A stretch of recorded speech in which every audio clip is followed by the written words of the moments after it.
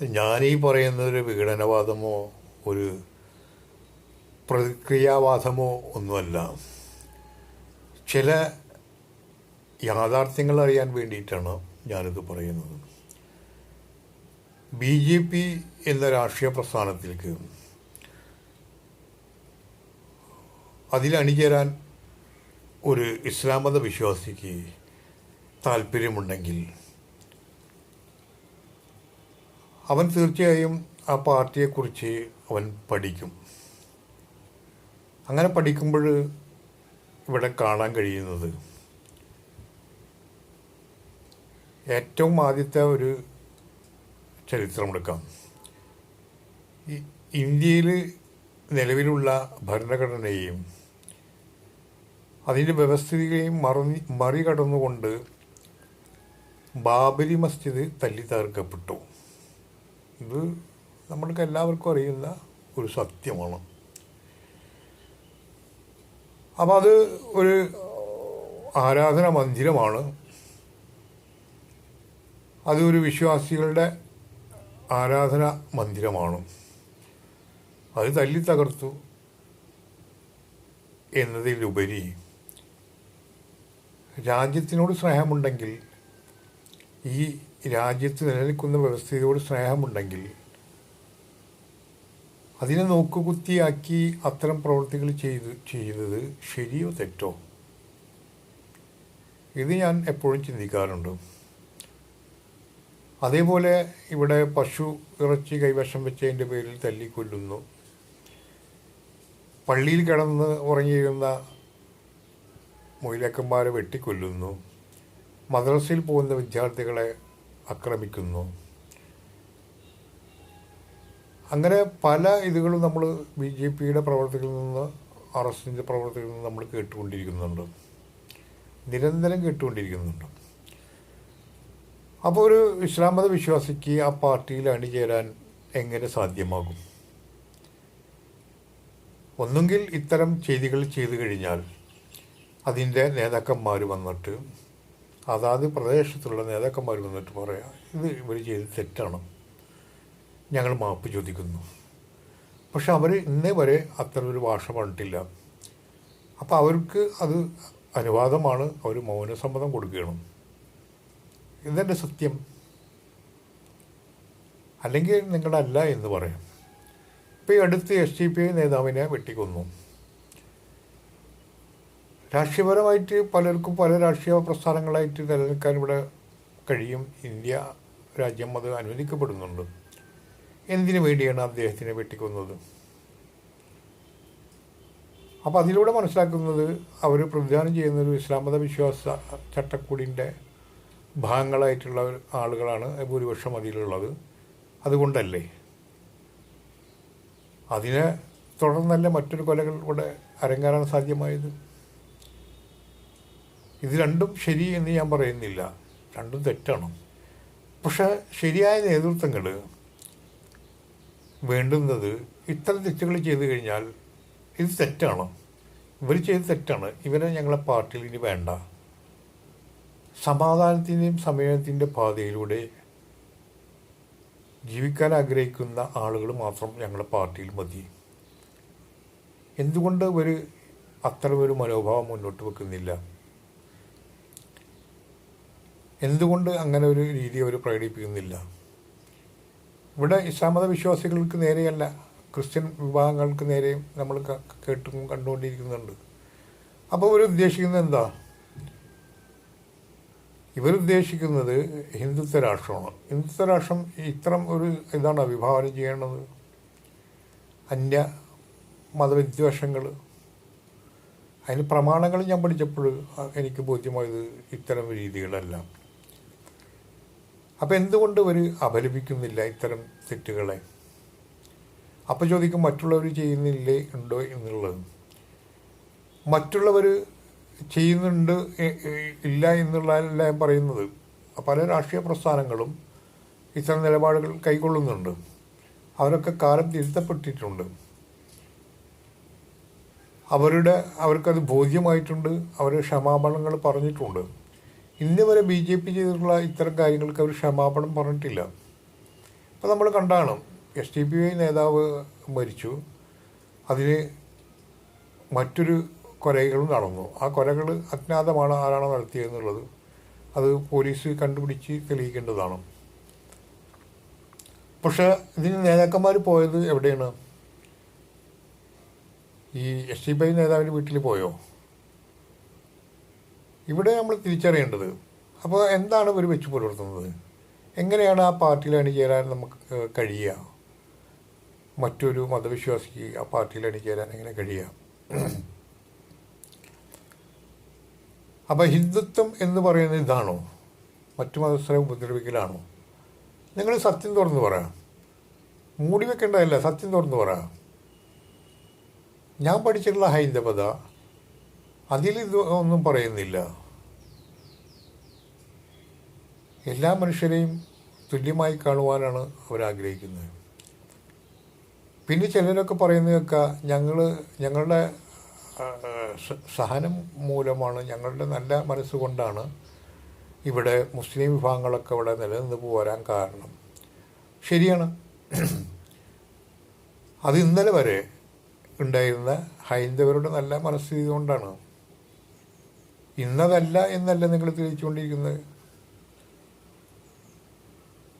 കാരണം ഇന്നലെ വരെ ഇവിടെ നിലനിന്നിരുന്ന ഹൈന്ദവർ അവർ മുന്നോട്ട് വച്ചിരുന്ന രാഷ്ട്രീയമാണ് ഇവിടെ ഇന്ത്യ ഭരിച്ചിരുന്നത്. അന്ന് എല്ലാവരെയും ഒരുമിച്ച് കണ്ടുകൊണ്ട് മുന്നോട്ട് പോകുന്നൊരു വ്യവസ്ഥയായിരുന്നു. ഇന്നതല്ല.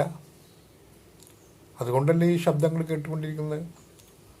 അപ്പോൾ നിങ്ങൾ ഏത് ചാനലിലെ ചർച്ചകളിലും ഏത് വിഷയങ്ങളിലും നമ്മൾ എടുത്തു നോക്കിക്കഴിഞ്ഞാൽ BJP നേതാക്കന്മാർ രാജ്യത്തിൻ്റെ പുരോഗതിനെ കുറിച്ചിട്ടോ വികസനത്തിനെ കുറിച്ചോ എന്തെങ്കിലും സംസാരിക്കുന്നത് ഞാൻ കേൾക്കുന്നില്ല. എല്ലാം ഈ മതവിദ്വേഷങ്ങൾ മാത്രമാണ്.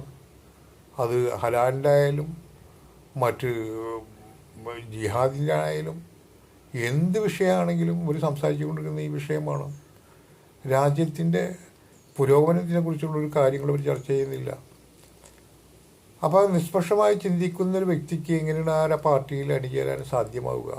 പ്രത്യേകിച്ച് മറ്റു മതവിശ്വാസികൾക്ക്. നിങ്ങൾ തന്നെ ഉത്തരം പറയാം. സനാതന ധർമ്മങ്ങൾ മുന്നോട്ട് വെക്കുന്നത് ഇതല്ല. അത് വ്യക്തമാണ്, അടിസ്ഥാനപരമായിട്ട് വ്യക്തമാണ്. പക്ഷെ എന്തുകൊണ്ടാണ് ഇങ്ങനെ സ്വീകരിക്കുന്നത്? ഞങ്ങളുടെ അണികൾ ചെയ്യുന്ന തെറ്റുകൾ ഇത് തെറ്റാണ് എന്ന് എന്തുകൊണ്ട് നിങ്ങൾ ജനങ്ങളോട് പറയുന്നില്ല? ഇത് നിങ്ങൾ ഒന്ന് സ്വയം ആത്മപരിശോധന നടത്തണം. അധികാരം ഞങ്ങളുടെ കയ്യിലുണ്ട്, ഭീഷണിപ്പെടുത്തിക്കൊണ്ട് മറ്റുള്ളവരെ പരിധിയിൽ വരുത്താം എന്നുള്ള മോഹം ആണ് വെച്ച് പുലർത്തുന്നുണ്ടെങ്കിൽ അത് നടക്കുന്ന കേസല്ല. ജീവനാണ് ഒരു മനുഷ്യൻ്റെ ഏറ്റവും വലിയ പ്രധാന ഇത്. അതിൽ കവിഞ്ഞ് വേറൊന്നുമില്ല.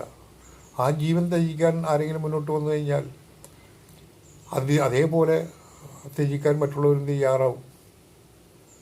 അപ്പോൾ ഇവിടെ ശാന്തിയും സമാധാനം നഷ്ടപ്പെടും. ഭീഷണി കൊണ്ട് ഒന്നും നേടിയെടുക്കാൻ കഴിയില്ല. അത് നമ്മൾ തിരിച്ചറിയണം. മറ്റൊരു വശം കൂടി പറയാനുള്ളത്, ഇടതുപക്ഷ പ്രസ്ഥാനം അവർ ഇവിടെ പല നന്മകളും ചെയ്തിട്ടുണ്ട്. നന്മകൾ ചെയ്യുമ്പോൾ തന്നെ പല മതവിശ്വാസികൾക്കും വേദന പറ്റുന്ന പല രീതികൾ അവർ ചെയ്തുകൊണ്ടിരിക്കുന്നുണ്ട്. അപ്പോൾ ഇവിടെ അവർ ശരിക്ക് പറയേണ്ടത്, ഞങ്ങൾ ദൈവവിശ്വാസികളല്ല, ഞങ്ങൾ മതവിശ്വാസികളല്ല. ഇത് തിരിച്ചറിഞ്ഞവർ മാത്രം ഞങ്ങളുടെ പാർട്ടിയിൽ വന്നാൽ മതി. സത്യമതല്ലേ? കമ്മ്യൂണിസം പറയുന്നത് ദൈവത്തിലും മതത്തിലും ഞങ്ങൾ വിശ്വസിക്കുന്നില്ല എന്നല്ലേ? പക്ഷെ മതങ്ങളുടെ സംഹിത, ആ മതങ്ങളെ ആ വക്താക്കളെ പഠിപ്പിക്കുന്നത് എന്താ?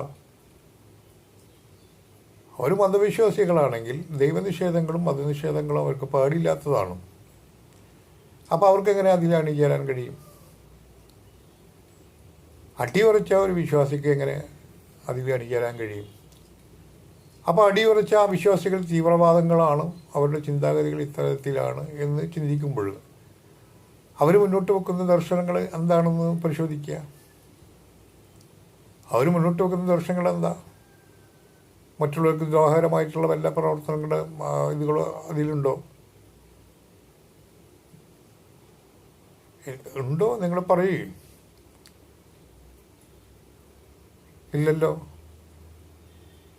പിന്നെ പറയുന്നത് അഫ്ഗാനിസ്ഥാനിൽ എങ്ങനെയുണ്ട് ISS, പിന്നെ മറ്റുണ്ട് മറിച്ചുണ്ടെന്ന്, അത് അവിടുത്തെ വിഷയങ്ങളിലാണ്. അത് എല്ലാ വിഭാഗങ്ങളിലും ഉണ്ട്. ഇപ്പോൾ കമ്മ്യൂണിസത്തിലെ ഏറ്റവും വലിയ തീവ്രമായ ഒരു വിഷയമാണ് നക്സലിസം. അതിനെ നിങ്ങൾ നിരാകരിച്ചില്ലേ? അതേപോലെ ആ വിഭാഗങ്ങളെ ഈ വിശ്വാസികൾ നിരാകരിക്കുന്നുണ്ട്. അല്ലാത്തവരെന്ത് ചെയ്യുന്നു? അപ്പം നേർക്ക് നേരെ പറയേണ്ടത് എന്താ? ഞങ്ങൾ മതവിശ്വാസികളല്ല, ദൈവവിശ്വാസികളല്ല എന്ന് പറയണം. അപ്പം വിശ്വാസികൾക്ക് അതിലടി ചേരാൻ കഴിയില്ല. സത്യമാണ്, മറച്ചു വെക്കേണ്ട കാര്യമില്ല. വിശ്വാസികൾ അല്ലാത്തവർക്ക് ചേരാം. അങ്ങനെ ആയാലും ശരിയില്ല, ഇങ്ങനെ ആയാലും ശരിയാ, കുഴപ്പമില്ല എന്നുള്ള നിലപാടുള്ളവർക്ക് ചേരാം. അല്ലെങ്കിൽ നിങ്ങൾ പറയുക, നിങ്ങൾ പള്ളിയിൽ പോയിക്കുക, അമ്പലത്തിൽ പോയിക്കുക, ചർച്ചിൽ പോയിക്കുക, കുഴപ്പമില്ല, ഞങ്ങളുടെ പാർട്ടിയിൽ ചേർന്ന എന്ന് നിങ്ങൾ പറയുക. പക്ഷെ അങ്ങനെ ചേരുമ്പോൾ ആ വിശ്വാസങ്ങൾക്ക് എതിരായിട്ട് നിങ്ങൾ പ്രവർത്തിക്കാൻ പാടില്ല. അവരുടെ എന്ത് നിയമങ്ങൾ, ശരീഅത്ത് നിയമമായാലും ശരി, മറ്റ് വഖഫ് നിയമമായാലും ശരി, മറ്റെന്ത് നിയമങ്ങളായാലും ശരി, അതിനെതിരായിട്ട് നിങ്ങൾ പ്രവർത്തിക്കാൻ പാടില്ല.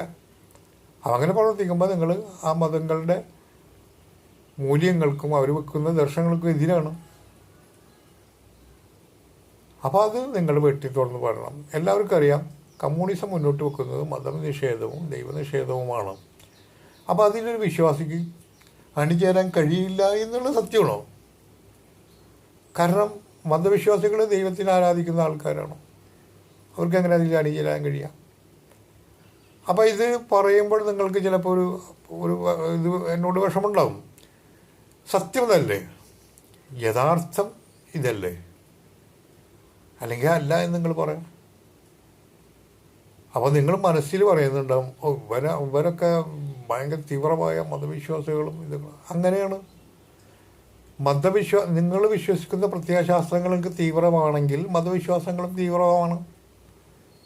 നിങ്ങൾ വിശ്വസിക്കുന്ന പ്രത്യയശാസ്ത്രങ്ങൾ തീവ്രമാണ്, അത് ജനങ്ങൾക്ക് ദ്രോഹകരമല്ല എന്നുള്ളൊരു ധാരണ നിങ്ങൾക്കുണ്ടെങ്കിൽ മതവിശ്വാസികളുടെ ധാരണകൾ അങ്ങനെ തന്നെയാണ്. ഞങ്ങൾ വിശ്വസിക്കുന്ന മതവിശ്വാസങ്ങൾ തീവ്രമാണ്, പക്ഷെ അത് മറ്റുള്ളവർക്ക് ദ്രോഹകരമല്ല എന്ന് അവരും ചിന്തിക്കുന്നുണ്ട്. ഇങ്ങനെ കരുതിയ പോരെ? അപ്പം ഇത്തരം പാർട്ടികളിലേക്ക് ഒരു മതവിശ്വാസികൾ അണിചേരുമ്പോൾ അവർക്ക് വരുന്ന ചിന്തകൾ ഇതാണ്. ഇത് പറഞ്ഞെന്നുള്ള ഞാൻ വ്യക്തത വരുത്താൻ വേണ്ടി വരണം. ഇപ്പം ഹൈന്ദവ BJP പറയുന്നത് മൊത്തം ഇന്ത്യയിലെ ഹിന്ദുക്കളല്ല പറയണത്. BJP എന്ന പ്രസ്ഥാനം പറയുന്നത് ഹിന്ദുത്വമാണ്. ആ ഹിന്ദുത്വത്തിൻ്റെ അടിസ്ഥാനം അവർ ഇപ്പോൾ കാഴ്ചവെച്ചുകൊണ്ടിരിക്കുന്നുണ്ട്. അന്യമത വിദ്വേഷങ്ങൾ അത് അവർ വ്യക്തമായിട്ട് മുന്നോട്ട് വെക്കുന്നുണ്ട്. ഹിന്ദുത്വമാണ് എന്നുള്ളത്. ഹിന്ദുത്വമാണെങ്കിൽ ആ ഹിന്ദുത്വം മുന്നോട്ട് വെക്കട്ടെ.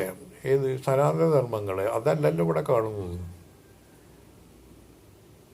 എന്നതുപോലെ കമ്മ്യൂണിസം ഞങ്ങൾ മതനിഷേധികളാണ്, ദൈവനിഷേധികളാണ്, ഇഷ്ടമുള്ളവർ ഞങ്ങളിൽ വന്നാൽ മതി. അപ്പോൾ അതിന് താല്പര്യമുള്ളവരതിൽ വരും. ഇതല്ല സത്യം. വളച്ചുകെട്ടില്ല. അതായത് സത്യം തുറന്ന് പറയുമ്പോൾ മുഖം കുറിപ്പിക്കരുത്. ഇതല്ല സത്യം. അല്ലെങ്കിൽ അല്ല എന്ന് പറയാം. നിങ്ങൾ വ്യക്തത വരുത്തുക. നിങ്ങൾ ജനങ്ങളോട് തുറന്നു പറയാം,